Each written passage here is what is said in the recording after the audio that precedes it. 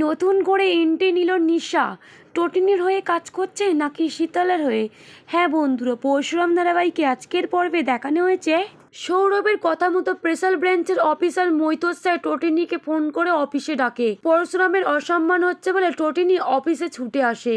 টোটিনি মৈতর স্যারকে বুঝিয়ে দেয় যে আসল ক্রিমিনাল এখানেই আছে, সে শুধু লুকোচুরি খেলছে আর গল্পটা সেই লিখছে, আমরা শুধু বলছি। ঠিক তখনই সৌরভ ভীষণই রেগে যায় টোটিনির ওপর আর বলে, আপনি আপনার লিমিট ক্রস করবেন না। এদিকে টোটিনিও ছাড়ার পাত্রী নন। আজকে উচিত শিক্ষা দিল সৌরভকে মৈতর স্যারের সামনেই। টোটিনি কোন ডিপার্টমেন্ট থেকে বিলং করে সেটা সবার সামনে আজকে বলে দেয়। এদিকে সৌরভও ছাড়ার পাত্র নয়। সৌরভ বলে, আপনি কোনো ডিপার্টমেন্টেই কাজ করেন না, আমরা তদন্ত করেছি, আপনি সেই ডিপার্টমেন্টে নেই, আমি মৈতর স্যার সকলেই জানি। ঠিক তখনই পরশুরাম বলে ওঠে, সৌরভ তুই তোর মুখে লাগাম দে, তুই কি জানিস টোটিনি কোন ডিপার্টমেন্ট থেকে বিলং করে? সৌরভ বলে, আমরা সবটা জানি, তুই হয়তো জানিস না, তুই তোর বউকে জিজ্ঞাসা কর গিয়ে। মৈতর স্যার আমি দুজনে গিয়েছিলাম দিল্লিতে, ওই ডিপার্টমেন্টে টোটিনি গাঙ্গুলি বলে এমন কোনো নামই নথিভুক্ত নেই। সৌরভের মুখে এই কথা শুনে দুয়ে দুয়ে চার কিছুতেই মেলাতে পারছে না পরশুরাম একই রূপ টোটিনির আজকে দেখছে। এদিকে মৈতর স্যার টোটিনির কাছে সবটা ক্লিয়ারভাবে জানিয়ে দেয় যে 72 ঘন্টার মধ্যে পরশুরাম কাহিনীকে অ্যারেস্ট করে না আনতে পারলে টোটিনিকে কাস্টাডিতে নেবে। এই কথা শুনে টোটিনির যেন পায়ের তলা থেকে মাটি সরে যায়। টোটিনি কি করবে এবার? তবে কি সবটা বলে দেবে মৈতর স্যারকে টোটিনি? এদিকে মুখার্জি বাড়িতে হইচই পড়ে গেল। ত্রিপর্ণা টোটিনির মায়ের কাছে এসে বলে টোটিনিকে কাস্টাডিতে নিয়েছে, সেখানে নিয়ে গিয়ে পিসছে একবারে। আয়ুষী লগ্নভ্রষ্ট হয়েছে, বিয়ে তার ভেঙে গেছে বিজিতের সঙ্গে, বারবার পিঞ্চ করে টোটিনিকে নিয়ে কথা বলে তার মায়ের সামনে। স্পেশাল ব্রাঞ্চের অফিস থেকে যে কাহিনী পালিয়ে গেছে, পরশুরাম তাকে আটকাতে পারেনি, সে কথাও জানিয়ে দেয় ত্রিপর্ণা আজকে টোটিনির মাকে। ঠিক তখনই ওখানে আসে জিৎ মুখার্জি। ত্রিপর্ণাকে জিজ্ঞাসা করে, তুমি এইসব তথ্য পাচ্ছ কোথা থেকে?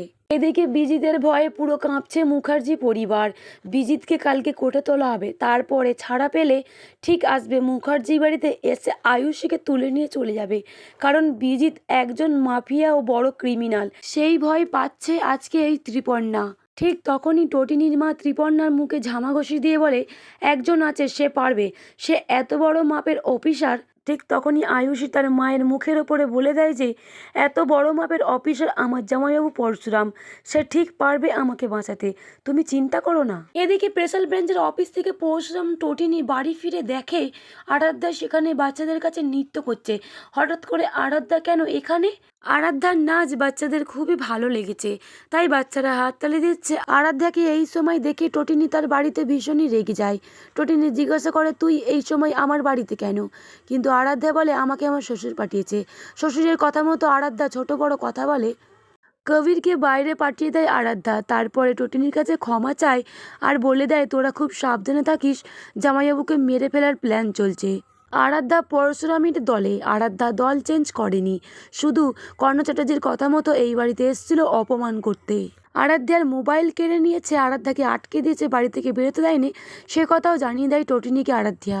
কবিরকে বাইরে পাঠিয়ে দিয়ে সব কথা সেরে নেয় টোটিনির সঙ্গে। এরপর চলে যায় আরাধ্যা তার শ্বশুর বাড়িতে।